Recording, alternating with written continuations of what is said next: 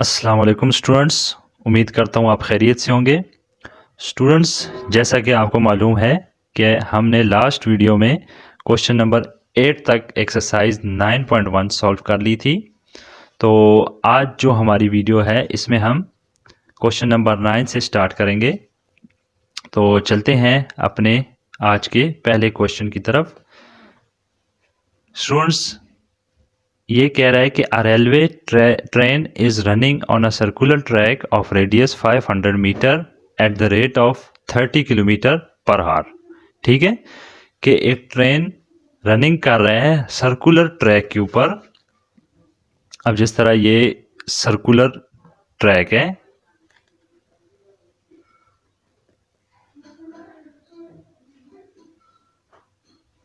ये circular track है हमारे पास, इस पे ट्रेन रन कर रही है।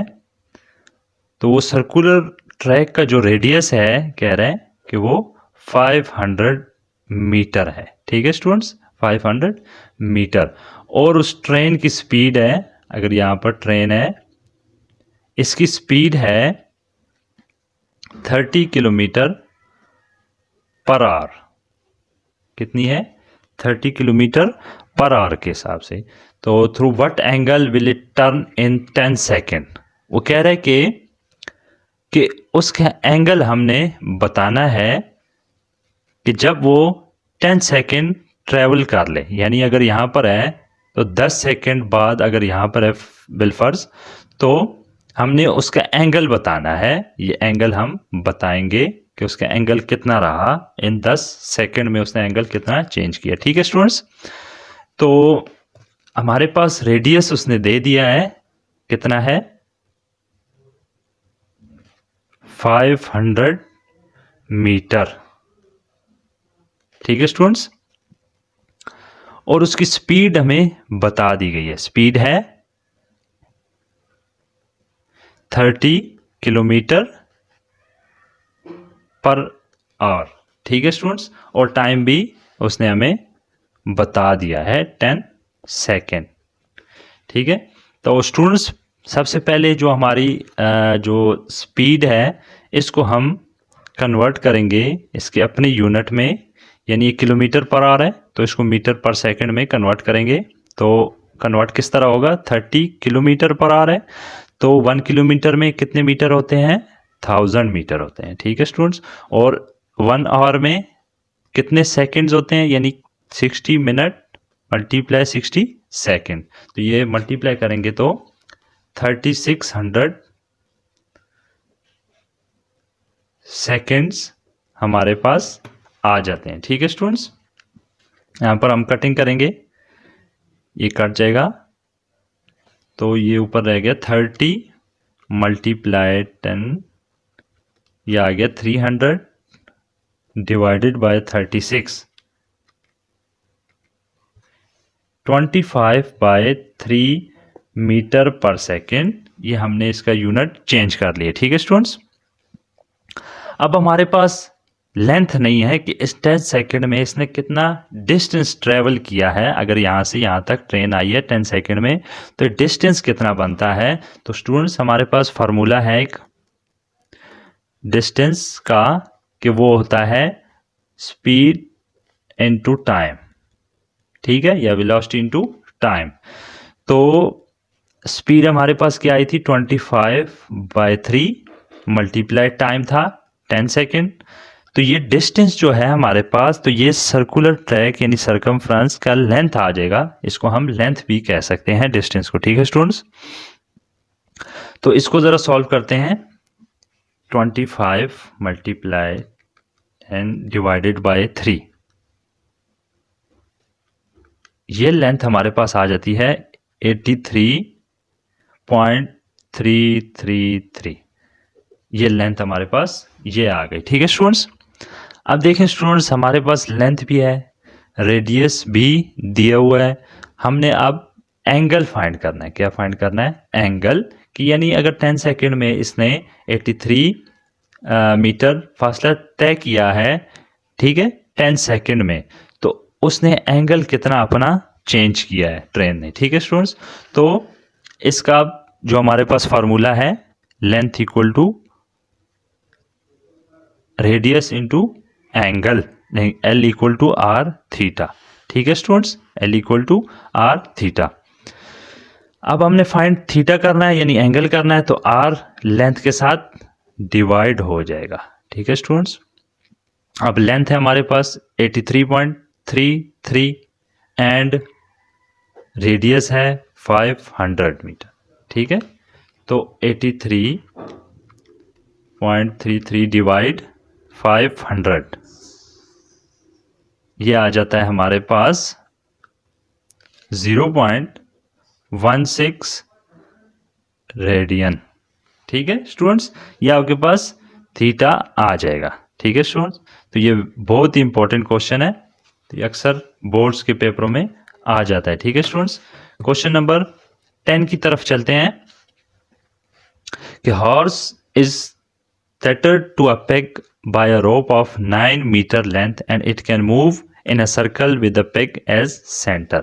ठीक है स्टूडेंट्स, कह रहे कि एक हॉर्स, अगर एक घोड़ा बंधा हुआ है एक जगह पे, ठीक है, इस तरह का 9 मीटर रस्सी के साथ, 9 मीटर रोप है, it can move in a circle, और वो घोड़ा मूव कर रहा है सर्कल में, इस तरह मूव कर रहा है, इस तरह आ रहा है, उस तरफ जा रहा है।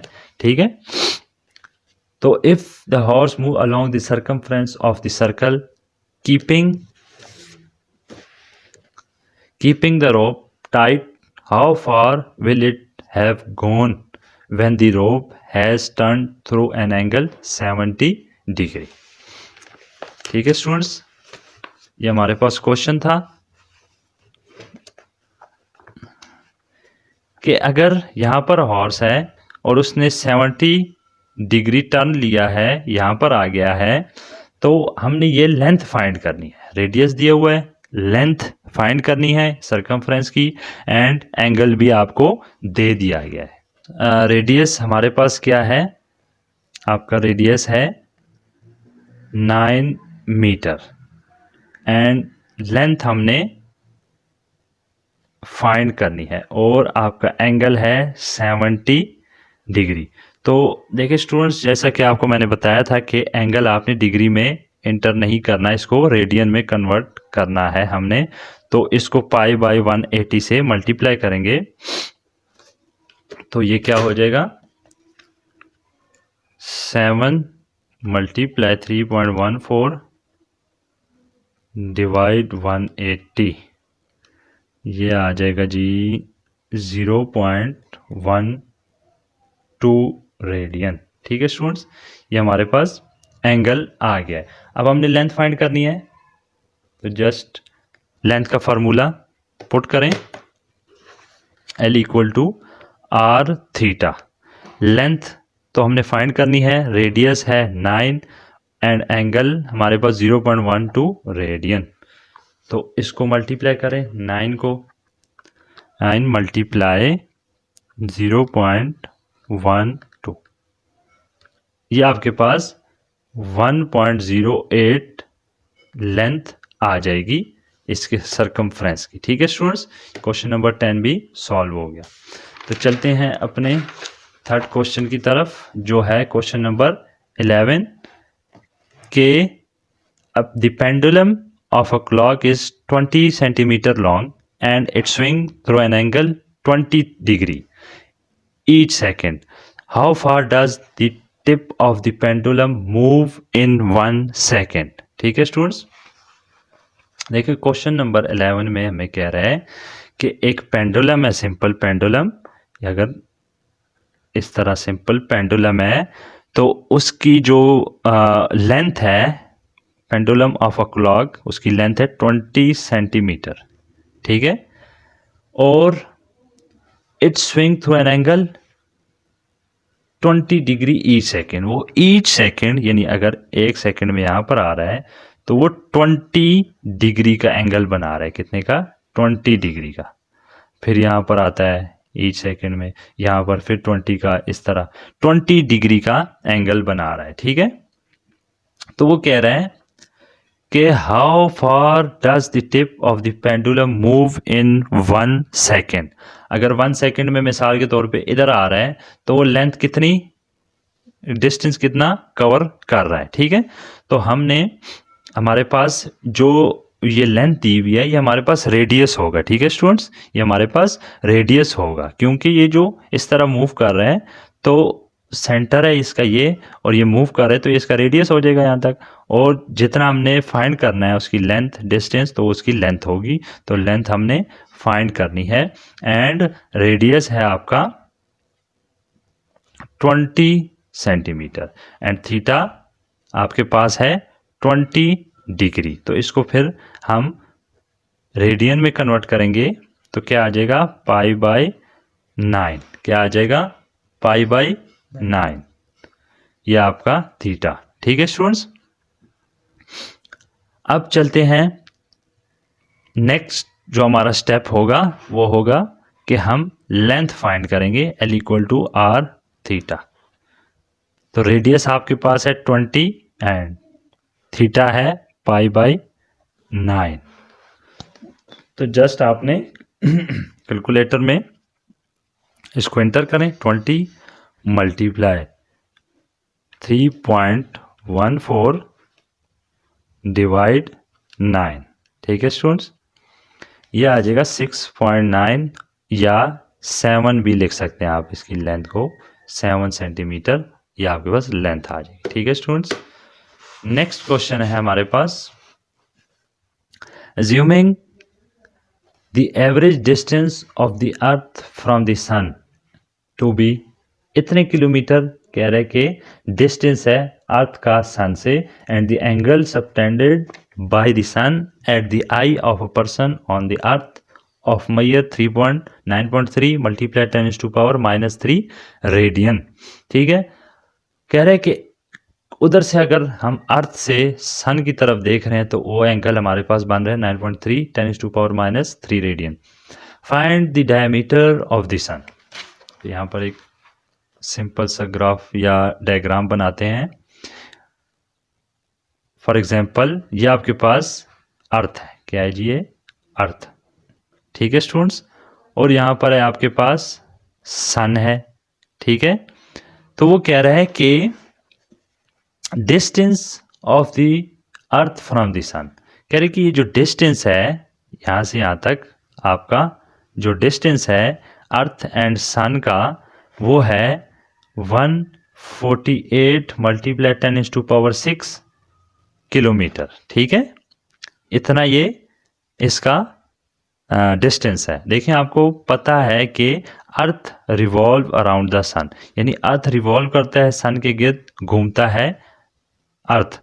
तो ये आपका सेंटर पॉइंट है, अर्थ घूम रहा है तो ये आपका रेडियस हो जाएगा। ठीक है, और वो कह रहा है कि यहाँ से अगर हम देख रहे हैं सन को तो वो एंगल आपके पास है कितना, वो है 9.3 10⁻³ मल्टीप्लाई 10⁻³ रेडियन, रेडियन में आपको दे दिया है। ठीक है स्टूडेंट्स, अब देखिए हमने बताना क्या है कि ये जो लेंथ है डायमीटर है, ये डायमीटर हमने फाइंड करनी है, यानी ये लेंथ भी है डायमीटर भी कह सकते हैं और ये लेंथ हम फाइंड करेंगे। ठीक है स्टूडेंट्स, तो आपके पास सिंपल दो चीज़ें दे दी गई हैं। देखिए पहली है जो डिस्टेंस दिया हुआ है अर्थ एंड सन का, तो ये आपका रेडियस हो जाएगा। रेडियस कितना है आपके पास 148 मल्टीप्लाई 10⁻⁶ किलोमीटर, एंड एंगल है आपका 9.3 मल्टीप्लाई 10⁻³ रेडियन। ठीक है, रेडियन आपके पास ये थीटा आ गया। अब हमने लेंथ फाइंड करनी है L, तो L equal to R theta हो जाएगा सिंपल। अब इसमें वैल्यू पुट करें 148 मल्टीप्लाई 10⁻⁶ आपके पास रेडियन आ जाएगा, रेडियस आ जाएगा, मल्टीप्लाई थीटा आपके पास 9.3 मल्टीप्लाई 10⁻⁻³ आपके पास ये एंगल आ जाएगा। ठीक है, अब इनको सिंपल मल्टीप्लाई करें ज़रा, इस 148 को 9.3 से मल्टीप्लाई करेंगे। 148 मल्टीप्लाई 9.3, ये क्या आ जाएगा? 1376.4। अब देखिए मल्टीप्लाई 10⁻⁴, ये 6 है। अब देखिए ये 10 and 10, इनकी पावर आप ऐड अप कर सकते हैं, ठीक है। 1376.4 मल्टीप्लाई 10⁻³ हो जाएगा, ठीक है स्टूडेंट्स। अब देखें यहाँ पर फर्स्ट नॉन ज़ीरो डिजिट के बाद पॉइंट आना चाहिए। फर्स्ट नॉन ज़ीरो डिजिट के बाद पॉइंट आना चाहिए। अगर इस पॉइंट को हम उठाकर यहाँ पर ले आए तो ये 1.3764 मल्टीप्लाई 10⁻⁴, देखिए कितने पॉइंट पीछे आए थे, 1 2 3, तो यहाँ पर 3 नंबर इसमें ऐड कर देंगे, यानी 3 की जगह 6 हो जाएगा, ठीक है स्टूडेंट्स। यहाँ तक भी आपका आंसर ठीक है। अगर आप इसको मल्टीप्लाई करते हैं कैलकुलेटर में तो वो भी ठीक होगा, ठीक है स्टूडेंट्स। तो उम्मीद करता हूँ आपको आज के तमाम क्वेश्चन समझ आए होंगे। मैंने अपनी कोशिश की कि आपको आसान तरीके के साथ और डायग्राम के साथ समझाऊं, तो उम्मीद है कि आपको तमाम क्वेश्चन समझ आ गए होंगे, ठीक है स्टूडेंट्स। तो इंशाल्लाह मिलते हैं नई वीडियो के साथ। अल्लाह हाफिज़।